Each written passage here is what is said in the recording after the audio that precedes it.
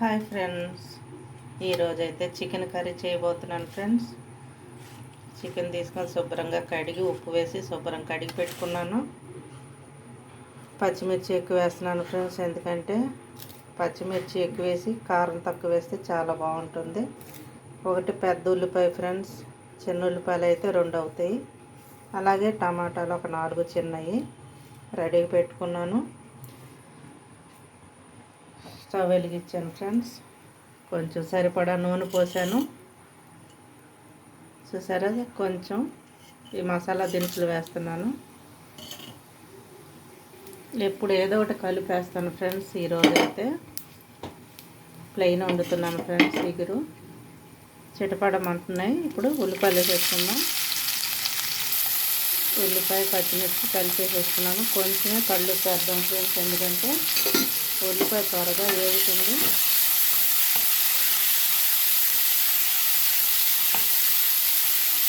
Gravy ఎక్కువ రావాలి, గుజ్జుగా ఉండాలంటే కొంచెం ఉల్లిపాయ టమాటా వేసుకుంటే గ్రేవీ వచ్చింది ఫ్రెండ్స్. కొంతమందికి ఏమో ఉల్లిపాయ ఎక్కువ ఉండదు కాబట్టి సగం ముక్క చిన్న కాయ వేస్తారు. అప్పుడు కూరలో గ్రేవీ ఉండదు, నూనె ముక్కే ఉంటుంది. ఇంకా నూనె కలుపుకొని తినాలి. ఒక్కొక్కరికి ఒక్కొక్కలాగా ఇష్టం ఫ్రెండ్స్. నేనైతే గ్రేవీ, మా ఇంట్లో గ్రేవీ ఎక్కువ ఇష్టపడతారు. అన్నంలో కావున, చపాతీ కావున, పులకాకైనా ముక్కలు తక్కువ తింటారు, గ్రేవీ ఎక్కువ తింటారు ఫ్రెండ్స్.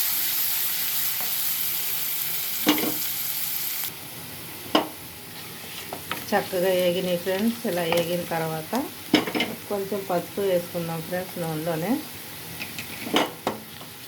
పసుపు ఎక్కువైనా పర్వాలేదు, యాంటీబయాటిక్ కాబట్టి. నాన్ వెజ్లో పసుపు ఎక్కువైనా నష్టం ఉండదు, నీసు వాసన రాదు ఫ్రెండ్స్. 1 స్పూను అల్లం వెల్లుల్లి పేస్ట్.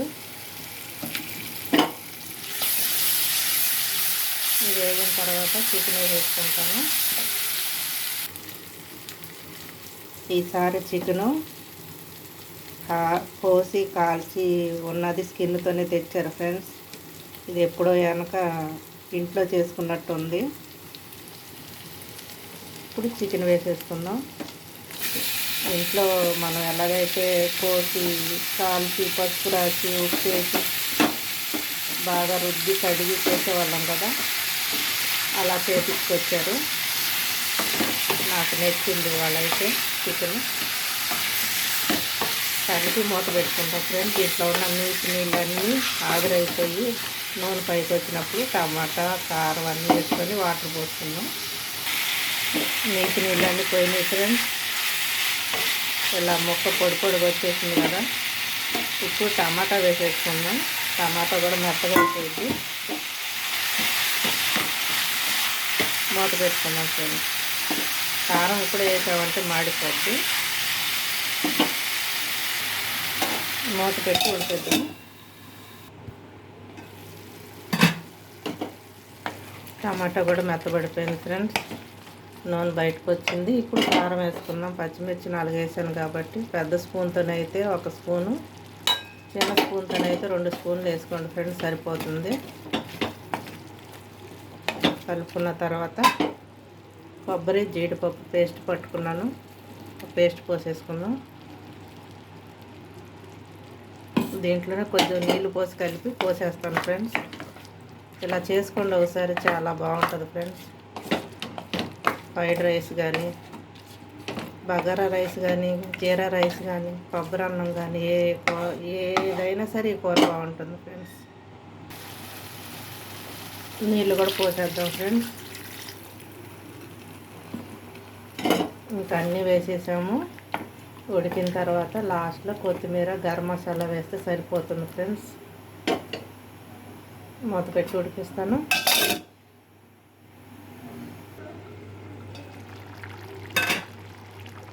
దగ్గరికి అయింది ఫ్రెండ్స్. ఇప్పుడు కొంచెం గరం మసాలా వేద్దాం, 2 టీ స్పూన్లు.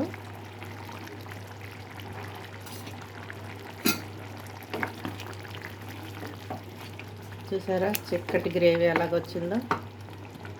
1 నిమిషం ఉంచి కొత్తిమీర జల్లి ఆపేద్దాం ఫ్రెండ్స్. కూర రెడీ అయిపోయింది.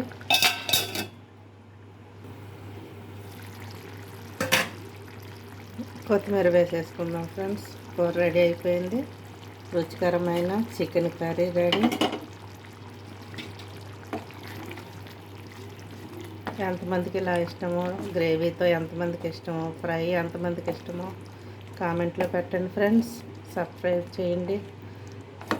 ఏ ఊరి నుంచి చూస్తున్నారని కూడా నాకు తెలియాలంటే మీ ఊరి పేరు కూడా పెట్టండి ఫ్రెండ్స్. ఇంకా మీకు ఎంత కాకుండా ఇంకా దగ్గరికి రావాలంటే కొంచెం ఉడకనివ్వండి. మాకు ఈ గ్రేవీ కావాలి కాబట్టి నేను ఆపేసుకుంటున్నాను ఫ్రెండ్స్.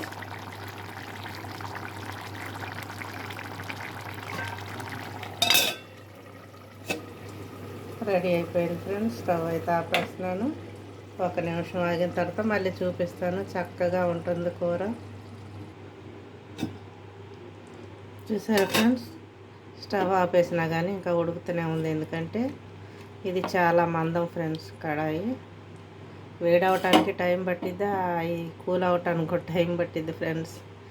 చూసారుగా, ఇంతే ఫ్రెండ్స్. సింపుల్గా చేసుకోండి, టేస్ట్గా తినండి, సంతోషంగా లైక్ కొట్టండి ఫ్రెండ్స్.